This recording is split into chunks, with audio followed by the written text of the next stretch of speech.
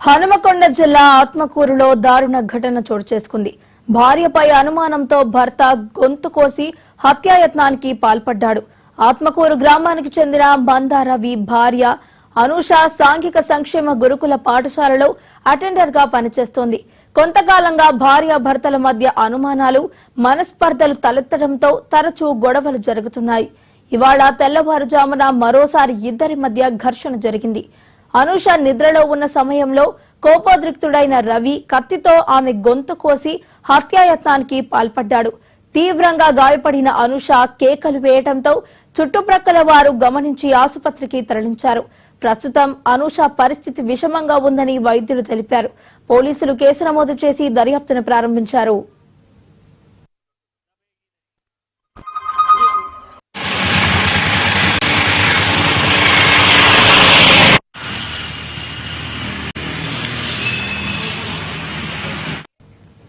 హనుమకొండ జిల్లా ఆత్మకూరులో దారుణ ఘటన చోటు చేసుకున్నట్టు తెలుస్తుంది. భార్యపై అనుమానంతో భర్త గొంతు కోసి హత్యాయత్నానికి పాల్పడ్డాడు. ఇక ఇదే అంశానికి సంబంధించి మరింత సమాచారాన్ని మా తెలంగాణ బ్యూరో చీఫ్ సుధాకర్ అందించడానికి సిద్ధంగా ఉన్నారు.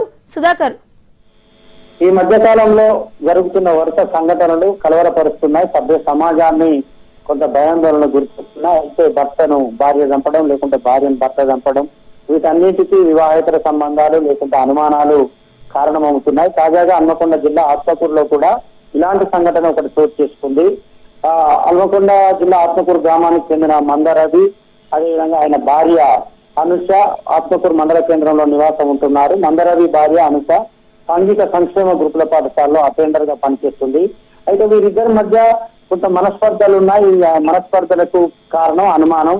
అనూషను మందారవి అనుమానిస్తున్నాడు. ఆమెకి ఇతరులతో ఏమైనా వివాహేతర సంబంధాలు ఉన్నాయా అనే అనుమానం మందారవిలో నాటుకుపోయింది. ఈ అనుమానమే పెనుభూతమైన కారణంగా గతంలో అనేక సందర్భాలలో గొడవలు జరుగుతూ వస్తున్నాయి. గొడవల కారణంగా ఆమె తమ తల్లిగారింటికి వెళ్ళిపోయింది. తల్లిగారింటికి వెళ్ళిపోయినప్పటికీ కూడా తిరిగి మరి ఆమెకి నచ్చ చెప్పుతూ, లేకుంటే మరోసారి ఇలాంటి గొడవలు జరిగాయంటూ పేర్కొంటూ ఇటీవలే ఇంటికి కూడా తీసుకొచ్చుకున్న క్రమంలో నిన్న రాత్రి కూడా ఇద్దరి మధ్య అనూష మందారవి మధ్యలో గొడవ జరిగిన తర్వాత ఆమె నిద్రిస్తున్న క్రమంలో ఆమె కత్తితో ఆమె గొంతును కోయడం జరిగింది. దీంతో ఆమె ఒక్కసారిగా భారీగా కేకలు వేస్తే చుట్టుపక్కల వారు అక్కడికి చేరుకున్నారు. 188 వాహనానికి కాల్ చేస్తే 188 వాహనంలో ఆమెను హన్మకొండ ఆసుపత్రికి తరలించారు. తీవ్ర రక్తస్రావమైన అనూష చికిత్స పొందుతూ ప్రస్తుతం సాగుబతుల మధ్య కొట్టుమిట్టాడుతుంది. పోలీసులు కూడా మందారవిని అదుపులోకి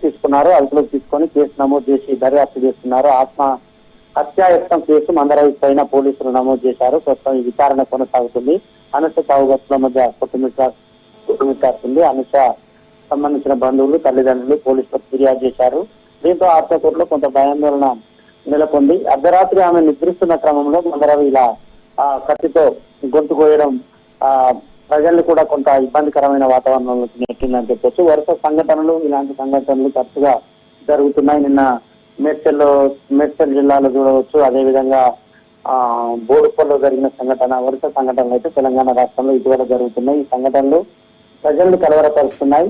అదేవిధంగా సభ్య సమాజం తరలించుకునేలా ఇలాంటి ఘటనలు చోటు చేసుకుంటున్నాయి. Right, thank you Sudhakar.